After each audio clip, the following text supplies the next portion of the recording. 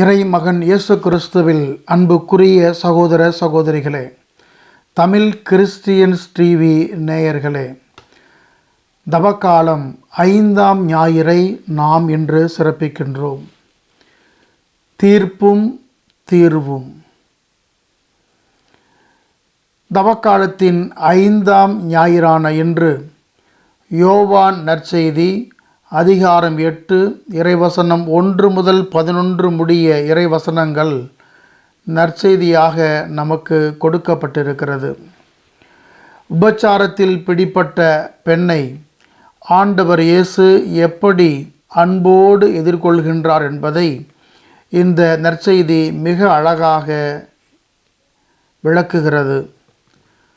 அன்புக்குரியவர்களே, ஆண்டவர் இயேசுவை எதிரியாகவே பார்த்து அவரை ஒழிக்க வேண்டும் என்பதற்காக திட்டமிட்டு பரிசேயர்களும் சதுசேயர்களும் அவர்களோடு இணைந்து ஏரோதியர்களும் சதி செய்து கொண்டே இருக்கின்றார்கள். ஒவ்வொரு கட்டத்திலும் அவர்கள் அவரை முடக்க பார்க்கின்றார்கள். அவரை யூத மக்களுக்கு எதிராக, ரோமியருக்கு எதிராக நிலைநிறுத்த முற்படுகின்றார்கள். அந்த வகையிலே இன்றைய நற்செய்தியை நாம் புரிந்து கொள்ள அழைக்கப்படுகின்றோம். ஆண்டவர் இயேசுவை கைது செய்து அவரை குற்றவாளியாக்க அவர்கள் முயற்சித்து தோற்று போன நிலையில் இன்றைய நற்செய்தி நமக்கு ஒரு பாடமாக தரப்படுகின்றது.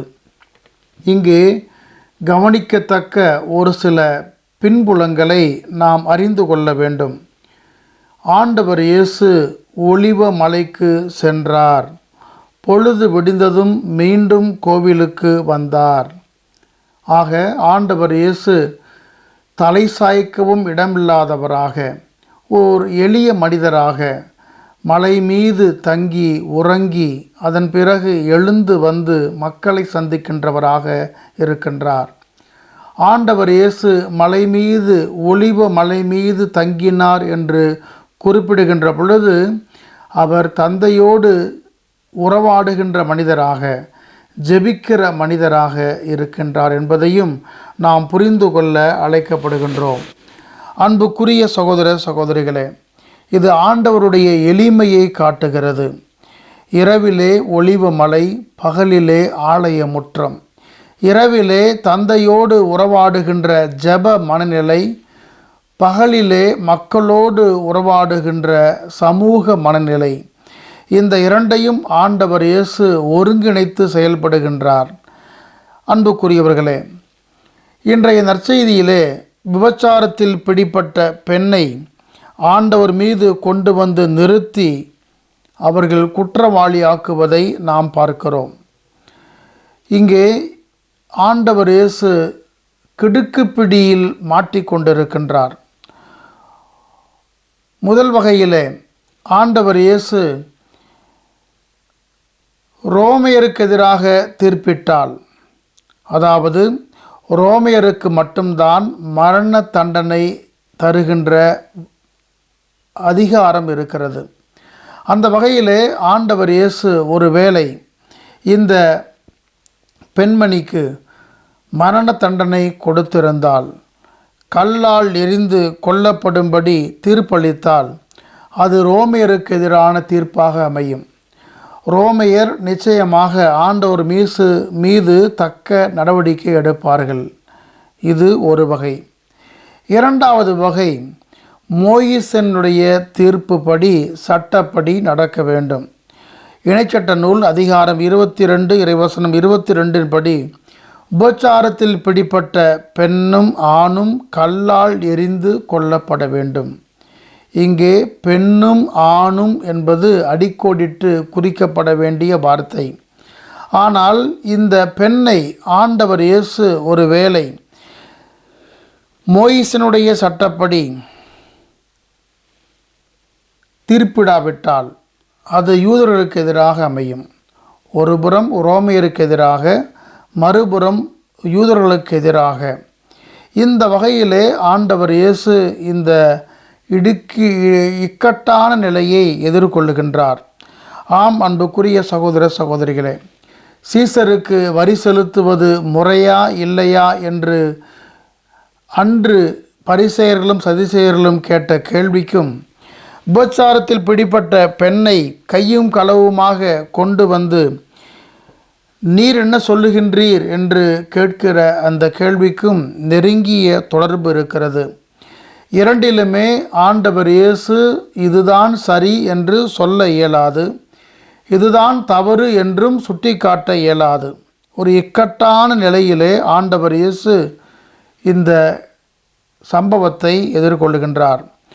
ஆம் அன்புக்குரிய சகோதர சகோதரிகளே, உபச்சாரத்தில் பிடிப்பட்ட பெண்ணை ஆண்டவர் இயேசு விடுவிப்பாரா மாட்டாரா?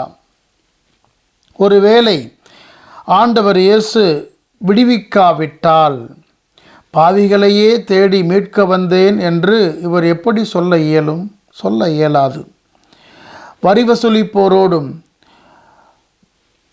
நட்பு பாராட்ட முயன்றவர் ஆண்டவர் இயேசு. தன் பாதங்களை கண்ணீரால் கழுவி துடைத்த அந்த பெண்ணை தன் காலை முத்தமிட்டு அன்பு செய்ய அனுமதித்தவர் ஆண்டவர் இயேசு. ஆக ஒருவேளை ஆண்டவர் இயேசு இந்த பெண்ணை தீர்ப்பிட்டால் அது அவருடைய செயல்பாட்டுக்கு எதிரானதாக அமையும். ஆகையால் தான் ஆண்டவர் இயேசு இந்த கேள்வியை தந்திரமாக எதிர்கொள்கின்றார். அன்புக்குரிய சகோதர சகோதரிகளே, மண்ணில் பதிந்த விரல். ஆண்டவர் இயேசு தரையில் குனிந்து எழுதுகின்றார். மண்ணிலிருந்து மனிதனை படைத்த ஆண்டவர் இந்த மனிதனை மீண்டும் நல்ல மனிதனாக அடையாளப்படுத்த மீண்டும் மண்ணை தொடுகின்றார். அந்த மண்ணில் குனிந்து தரையில் எழுதுகின்றார். என்ன எழுதினார் என்பது நற்செய்தியிலே குறிப்பிடப்படவில்லை. அது ஒரு புரியாத மர்மமாக இருக்கிறது. ஒருவேளை உங்களுள் பாவம் இல்லாதவர் முதலில் இப்பெண்மேல் கல் எறியட்டும் என்று எழுதியிருப்பாரோ? அது சிந்தனைக்குரியது. மண்ணில் எழுத்துக்களால் அவர் ஏற்படுத்திய மாற்றத்தை மனித மனங்களில் ஏற்படுத்திய மாற்றமாக நாம் அடையாளம் கொள்ளலாம். இங்கே எல்லோருமே ஆணவத்தோடு இருக்கின்றார்கள், எல்லோருமே நிமிர்ந்து இருக்கின்றார்கள். ஆனால் ஆண்டவர் இயேசு தாழ்ச்சி நிறைந்த மனிதராக குனிந்து இருக்கின்றார். தரையில் குனிந்து அவர் எழுதுகின்றார். ஆம் அன்புக்குரிய சகோதர சகோதரிகளே, தாழ்ச்சி என்ற அந்த வார்த்தை ஹுமாரே என்ற அந்த லத்தீன் மூலத்திலிருந்து வருகிறது. ஹுமிலிட்டி என்ற சொல்லாடல் ஹுமாரே என்ற லத்தீன் மூலத்திலிருந்து வருகிறது.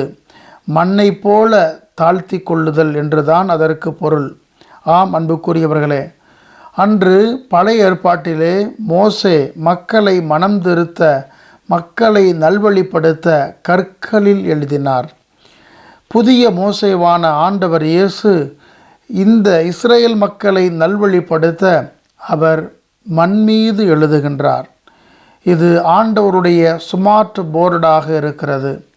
அவர் அந்த மண்ணிலே ஒரு முறை அல்ல 2 முறை எழுதுகின்றார். ஆம் அன்புக்குரிய சகோதர சகோதரிகளே, நம்முடைய வாழ்க்கையிலே நாம் ஆண்டவரை எப்படி அணுகுகின்றோம்? இந்த பரிசேயரும் சதுசேயரும் ஏற்கனவே தீர்ப்பை எழுதி கொண்டு வந்து விட்டார்கள். எல்லோருமே தீர்ப்பிடுகின்ற மனிதராக கற்களை சுமந்து வருகின்றார்கள். அவர்கள் கல்லால் எரிந்து கொள்ள வேண்டும் என்று மோயிசன் சட்டத்தை அறிந்தவர்களாக, அந்த பெண்ணை கொல்ல துணிந்தவர்களாக வருகின்றார்கள். ஆனால் அவர்களுடைய மனங்களை ஆண்டவர் இயேசு ஒருவரால் மட்டுமே மாற்ற முடியும். அன்புக்குரியவர்களே, அந்த உபச்சாரத்தில் பிடிப்பட்ட பெண்மணி எந்த முறையீட்டையும் செய்யவில்லை. என்னை காப்பாற்றுங்கள் என்று கெஞ்சி கதறவில்லை. மாறாக அவருடைய மனம் அழுகிறது, மனம் முறையிடுகிறது. முறையீடு இல்லாமலேயே ஆண்டவர் இயேசு இதை முறைப்படுத்துகின்றார். அன்புக்குரியவர்களே, தீர்ப்பிடுவதற்கு ஆண்டவர் இயேசு எவ்வளவு நேரம் எடுத்துக்கொள்கின்றார் என்பதை நாம் பார்க்கிறோம். பட்டென்று அவர் தீர்ப்பிடவில்லை, மாறாக சொற்களால் அவர் தீர்ப்பிடவில்லை, மாறாக எழுத்தால் அவர் தீர்ப்பிடுகின்றார். அவர் தீர்ப்பை எழுதுவதற்கு நேரம் எடுத்துக்கொள்கின்றார். ஆம், அன்புக்குரிய சகோதர சகோதரிகளே, இந்த பரிசேயரும் சதுசேயரும் ஆணவம் நிறைந்த மனிதர்கள். ஆகையால் தான் அவர்கள் கற்களை கொண்டு வந்து அந்த பெண்ணை தீர்ப்பிட முன் வருகின்றார்கள். அவர்களை ஆண்டவர் இயேசு மனம் திருத்துகின்றார். அன்புக்குரியவர்களே, நற்செய்தியை நாம் கூர்ந்து படிக்கிற போது உபச்சாரத்தில் இப்பெண் கையும் மெய்யுமாக பிடிப்பட்டவள் என்று அடையாளப்படுத்துகின்றார்கள். பெண்ணை பிடித்து வந்தவர்கள் அவரோடு உறவு கொண்ட அந்த ஆணை அடையாளப்படுத்தாதது ஏன்? இந்த ஆணாதிக்க சமூகத்தினுடைய வெளிப்பாட்டை ஆண்டவர் இயேசு குற்றமாக பார்க்கின்றார். ஆம், அன்புக்குரியவர்களே, உபச்சாரத்தில் பிடிப்பட்ட பெண் என்று அடையாளப்படுத்துகின்ற பொழுது உபச்சாரத்தில் செய்கின்ற அந்த ஆணும் குற்றவாளிதான். பாலியல் தொழிலாளி என்று பெண்ணை அடையாளப்படுத்துகின்ற பொழுது பாலியல் முதலாளி என்று நாம் ஆணையும் அடையாளப்படுத்த தவறிவிடக்கூடாது. ஆகையால் தான் ஆண்டவர் இயேசு இங்கே நிதானமாக தீர்ப்பை எழுதுகின்றார்.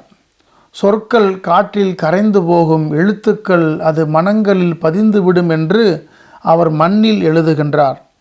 அவர் எழுதிய வார்த்தைகள் காலத்தே நிற்கும். இதுதான் ஆண்டவர் இயேசு நம்மோடு அவர் கொண்டிருக்கின்ற அறிவு சார்ந்த ஒரு உறவு முறை. இது காலத்திற்கும் நிலைத்து நிற்கும். ஆம், அன்புக்குரிய சகோதர சகோதரிகளே, அந்த ஆண்டவர் இயேசுவை நாம் நிமிர்ந்து பார்க்க அழைக்கப்படுகின்றோம். அவர் அவ்வளவு பேரன்போடு அந்த பெண்ணை பார்க்கின்றார். அவர் உள்ளத்தை ஊடுருவுகின்றார். இந்த கள்ளத்தனத்தை, பரிசேயருடைய சதுசேயருடைய கள்ளத்தனத்தை ஆண்டவர் இயேசு சுட்டி காட்டுகின்றார். குனிந்தவர் நிமிர்ந்து நிற்கின்றார். ஆம், அன்புக்குரியவர்களே, அவர்களின் குற்றத்தை உணர்த்துவதற்காக ஆண்டவர் இயேசு நிமிர்ந்து நெஞ்சத்தை நிமிர்த்தி நிற்கின்றார். அவர்களுடைய பார்வையிலேயே அவர்களுடைய மனங்கள் சுக்கு நூறாகி போயின. ஆம், அன்புக்குரியவர்களே, ஆண்டவர் இயேசுவுடைய பார்வையிலேயே அவர்கள் சிறைப்பட்டு போகின்றார்கள். ஆம், அன்புக்குரியவர்களே, அவர்கள் அவரை விடாமல் கேட்டு கொண்டிருந்ததால் அவர் நிமிர்ந்து பார்த்து, குனிந்தவர் நிமிர்ந்து பார்க்கின்றார். ஆம், அன்புக்குரியவர்களே, குனிந்தவர் நிமிர்ந்து பார்ப்பதனுடைய அடையாளம் நம்மை முறைப்படுத்துவதற்காகத்தான். மீண்டும் ஆண்டவர் இயேசு அவர்களை பார்த்து சொல்லுகின்ற வார்த்தை, உங்களுள் பாவம் இல்லாதவர் முதலில் இப்பெண் மேல் கல் எறியட்டும் என்று சொல்லிவிட்டு மீண்டும் குனிந்து தரையில் எழுதுகின்றார். ஒரு முறை எழுதியவர் இரண்டாம் முறை ஏன் எழுத வேண்டும்? ஆம், அன்புக்குரியவர்களே,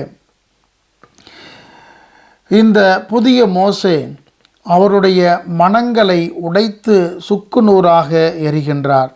எப்படி மோசே ஆண்டவருடைய சட்டத்தை கற்பலகையை பொறித்து கீழே கொண்டு வருகின்ற பொழுது அவர்கள் பொன்னால் ஆன கன்றை செய்து வழிபடுவதை பார்த்து அந்த கற்களாலேயே அதனை சேதப்படுத்தியது போல ஆண்டவர் இயேசு இங்கே தம் பார்வையால் இவர்களை சேதப்படுத்துகின்றார்.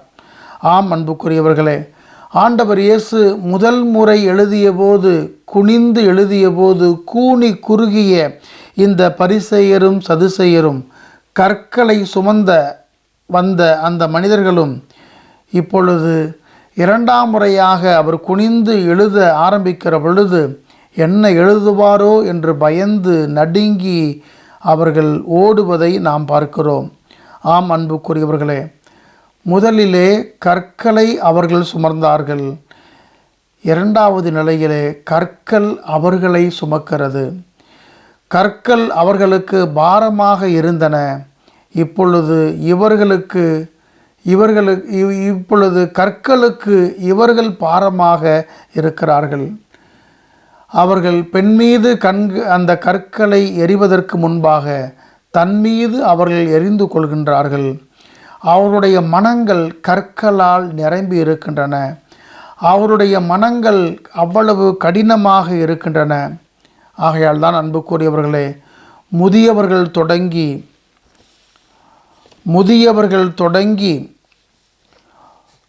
ஒருவர் பின் ஒருவராக என்று நாம் பார்க்கிறோம். இங்கே தீர்ப்பு எழுதியவர்கள் தங்களுக்கு தாங்களே தீர்ப்பு எழுதி கொள்கின்றார்கள்.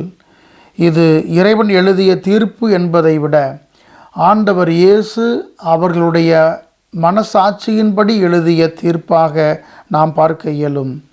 ஆம் அன்புக்குரியவர்களே, இங்கே ஆண்டவருடைய அணுகுமுறையை நாம் நுணுக்கமாக பார்க்க அழைக்கப்படுகின்றோம். எல்லோருமே பாவிகள்தான். ஆகையால் தான் ஆண்டவர் இயேசு உங்களுள் பாவம் இல்லாதவர் என்று தொடங்குகின்றார். உங்களுள் பாவம் இல்லாதவர், எல்லோருமே பாவிகள் என்பதை இந்த நிகழ்வு இறுதியிலே என்பிக்கிறது. யாவரும் அங்கிருந்து சென்று விட்டார்கள், இயேசு மட்டுமே அங்கு இருந்தார். இயேசு பாவி அல்ல, நம்மை மீட்க வந்தவர். ஆகையால் புனிதரான அவர் மட்டுமே அங்கு இருக்கின்றார். அப்பெண்ணும் அங்கேயே நின்று கொண்டிருக்கிறார்.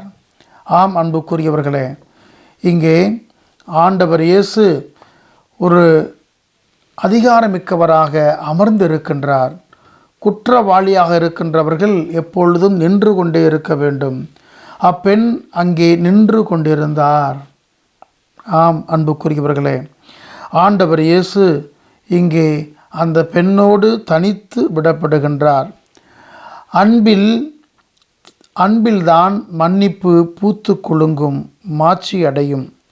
அன்பில்லாமல் விடுக்கப்படுகின்ற மன்னிப்பு அது எந்த மாற்றத்தையும் ஏற்படுத்தாது. இங்கே ஆண்டவர் இயேசு அன்பு நிறைந்த மனிதராக இந்த பெண்ணை எதிர்கொள்ளுகின்றார். அன்புக்குரியவர்களே, இங்கே ஆண்டவர் இயேசு அந்த பெண்ணை மாண்போடு மதிப்போடு நடத்துகின்றார். இங்கே ஆண்டவர் இயேசு பாவத்தை பார்க்கிறாரே தவிர பாவியை பார்ப்பதில்லை. ஆண்டவர் இயேசு பாவத்தை பார்க்கிறாரே தவிர பாவியை அவர் ஒருபோதும் பார்ப்பதில்லை. இப்பெண் ஒரு சூழ்நிலையின் கைதி என்பதை ஆண்டவர் அறிந்திருக்கின்றார். ஆகையால் தான் இரண்டாவது முறையாக நிமிர்ந்து பார்க்கின்றார். முதல் முறை நிமிர்ந்து பார்த்தபோது அங்கே கற்களோடு நின்ற மனிதர்கள் காணாமல் போகின்றார்கள். இரண்டாவது முறையாக ஆண்டவர் இயேசு நிமிர்ந்து பார்க்கிற போது இந்த பெண்மணியை அவர் அணுகுவதை நாம் பார்க்கிறோம். இந்த கரையை சுமந்தவரை ஆண்டவர் இயேசு பார்க்கின்றார். இது உள்ளத்தை ஊடுருவுகின்ற பார்வை. ஆகையால் தான் ஆண்டவர் இயேசு அவர் கேட்கிற கேள்வி, அம்மா அவர்கள் எங்கே? அம்மா அவர்கள் எங்கே? அன்புக்குரியவர்களே, அம்மா என்ற அந்த சொல்லாடல் எவ்வளவு மரியாதை மாண்பு நிறைந்த பதம் என்பதை நாம் அறிந்திருக்கின்றோம். இதுதான் ஆண்டவர் இயேசு தடுத்தாட்கொள்ளுகின்ற நிலையை நாம் பார்க்கிறோம். ஆண்டவர் இயேசு கேட்கிற கேள்வி, நானும் தீர்ப்பளிக்கவில்லை. ஆம் அன்புக்குரியவர்களே, அந்த பெண்மணி சொல்லுகின்ற வார்த்தை, இல்லை ஐயா, இல்லை ஐயா. இங்கே ஐயா என்ற சொல்லாடல் அது எவ்வளவு ஆத்மார்த்த வார்த்தை என்பதை நாம் அறிந்திருக்கின்றோம். கற்களை சுமந்து வந்தவர்கள் போதகரே என்றுதான் அடையாளப்படுத்துகின்றார்கள். ஆனால் இந்த பெண்மணி ஆண்டவரை ஐயா என்று அழைப்பதன் மூலம் அவரை மெசியாவாக ஏற்றுக்கொள்கின்றார், மெசியாவாக அடையாளப்படுத்துகின்றார். ஆகையால் தான் அந்த பெண்மணியினுடைய அன்பை ஆண்டவர் இயேசு அங்கீகரிக்கின்றார். நானும் தீர்ப்பளிக்கவில்லை. நீர் போகலாம், இனி பாவம் செய்யாதீர் என்று சொல்லுகின்றார். ஆம், அன்புக்குரிய சகோதர சகோதரிகளே, பாவத்தை ஒத்துக்கொள், பரமனின் அன்பு உனக்கு எப்போதும் என்றும் உண்டு என்று ஆண்டவர் இயேசு உறவாடுகின்றார். இங்கே அந்த பெண்மணி ஆண்டவரை அங்கீகரிக்கின்றார். ஆண்டவர் அந்த பெண்மணியினுடைய நிலையை அங்கீகரித்து இனி பாவம் செய்யாதே என்று சொல்லுகின்றார். ஆம், அன்புக்குரிய சகோதர சகோதரிகளே, ஒருவேளை இந்த பெண்மணி அந்த எருசலேம் பெண்களோடு ஆண்டவர் இயேசு சிலுவையை சுமந்து செல்கின்ற பொழுது ஒருவேளை அந்த பெண்மணி ஆண்டவரை எதிர்கொண்டிருந்தால் இனி பாவம் செய்யாதே என்ற சொல்லுக்கான அர்த்தத்தை இன்னும் ஆழப்படுத்தி இருக்கக்கூடும். கல்வாரி மலையில் ஆண்டவர் இயேசு இரு கரங்களை விரித்து நமக்காக தமது இன்னுயிரை ஈந்தபோது ஒருவேளை அந்த பெண்மணி தூரத்திலிருந்து பார்த்திருந்தால் அந்த ஆண்டவர் இயேசுவிடம் ஐயா என்று சொன்ன வார்த்தைக்கான அர்த்தத்தை அவர் அறிந்திருப்பார். ஆம், அன்புக்குரியவர்களே, ஆண்டவர் இயேசு நம்மை ஒருபோதும் தீர்ப்பிடுவதில்லை. நம்மை பாவி என்று வெறுத்து ஒதுக்குவதில்லை. ஆண்டவர் நம்மை அன்பு செய்கின்றார். அந்த ஆண்டவர் நம்மை எப்போதும் நிமிர்ந்து பார்த்து கொண்டே இருக்கின்றார். நாம் செய்கின்ற ஒவ்வொரு செயலையும் அவர் உற்று நோக்கி கொண்டே இருக்கின்றார். ஆகையால் இந்த தவகாலத்தில் நாம் இந்த பாதையை செம்மைப்படுத்துவோம், நமது வாழ்க்கையை அர்த்தப்படுத்துவோம். ஆண்டவர் இயேசுவை செல்வமாக நாம் இன்றைய 2ஆம் வாசகம் குறிப்பிடுவது போல ஒப்பற்ற செல்வமாக கருதி அவரை சிக்கன பற்றி கொள்வோம்.